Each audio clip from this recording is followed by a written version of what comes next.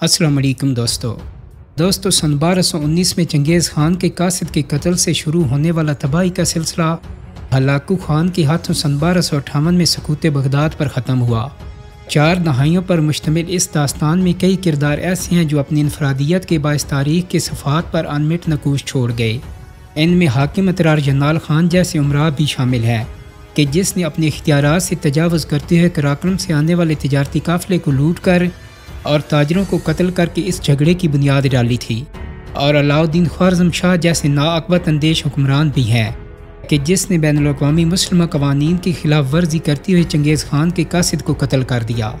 اسی داستان میں جلال الدین خوارزم شاہ جیسا مرد میدان بھی ہے کہ جس نے آخری سپاہی تک تاتاریوں کا نہ صرف مردانہ وار مقابلہ کیا بلکہ دریائے آمو سے لے کر دریائے سندھ تک تنہ تنہا عالم اسلام کی دفاع کی جنگ لڑتا رہا۔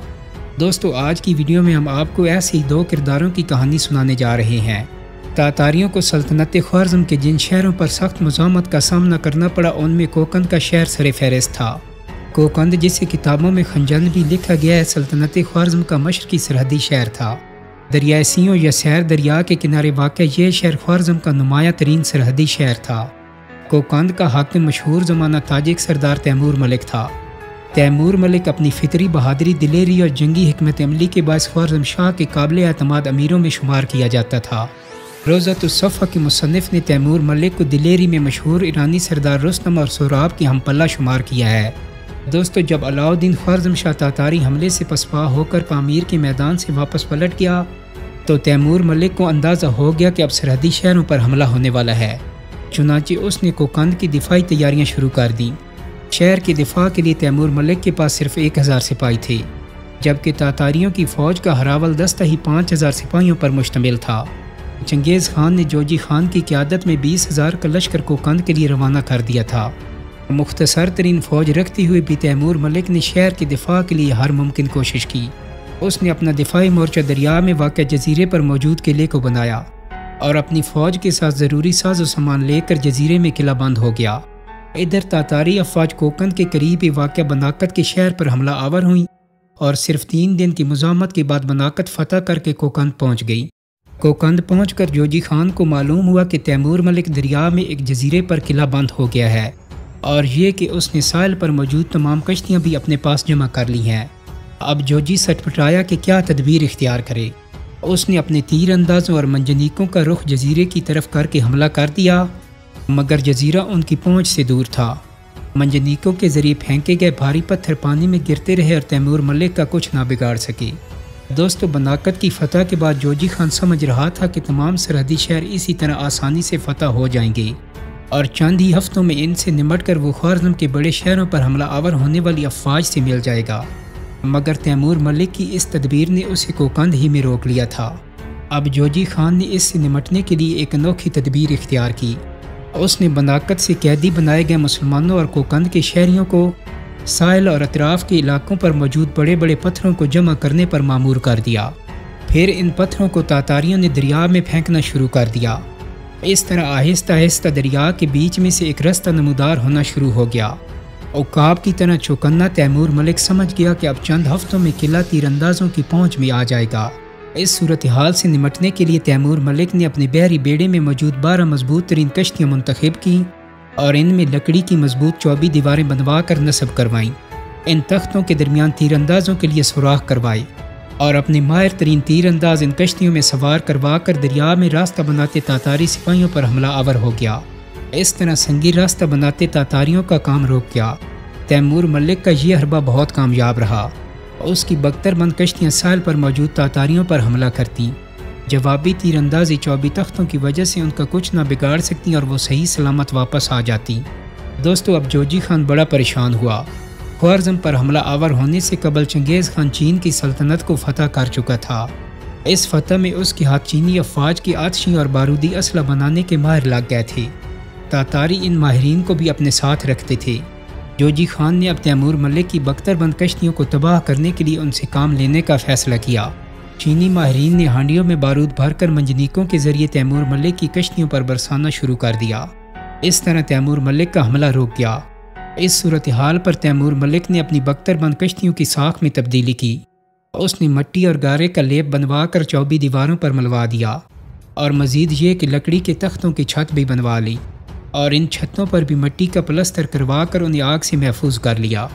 اس طرح تیمور ملک کی کشتیاں چینی ماہرین کے آتشی حملوں سے محفوظ ہو کر دوبارہ تاتاریوں پر کامیاب حملے کرنے لگیں۔ جوجی خان کو کوکند کا محاصرہ کیے 3 ماہ بیت چکے تھے۔ تیمور ملک کے حملوں سے دریا میں راستہ بنانے کا کام سست روی سے چل رہا تھا، اور ان سے تاتاریوں کو سخت نقصان بھی ہو رہا تھا۔ اس صورتحال سے تنگ آ کر جوجی خان نے اس مہم کی ذمہ داری اپنے نائب سردار کو سونپ دی اور خود دریا کے بہاؤ کی سمت ایک لشکر لے کر روانہ ہو گیا۔ دوستو 3 ماہ کے محاصرے کے دوران اگرچہ تیمور ملک نے تاتاریوں کا جم کر مقابلہ کیا تھا اور انہیں سخت جانی نقصان پہنچایا تھا، مگر اس کے ساتھ ساتھ اس کے سپاہی بھی شہید ہوتے گئے تھے۔ 1000 کی مختصر سی فوج میں سے بڑی تعداد ختم ہو گئی تھی۔ دوسرا یہ کہ اس کے گمان کے مطابق اس نے 3 ماہ تک جوجی خان کو مصروف رکھ کر اپنا فرض ادا کر دیا تھا، کیونکہ اسے علاؤالدین خوارزم شاہ کی طرف سے یہی ہدایت ملی تھی کہ سرحدی قلعہ دار زیادہ سے زیادہ وقت تک تاتاریوں کو مصروف رکھیں تاکہ اسے مرکزی لشکر منظم کرنے کا زیادہ سے زیادہ موقع مل سکے۔ یہ الگ بات ہے کہ پہلے ہی معرکے کے بعد کہیں بھی علاؤالدین نے ٹھہر کر تاتاریوں کا مقابلہ نہیں کیا۔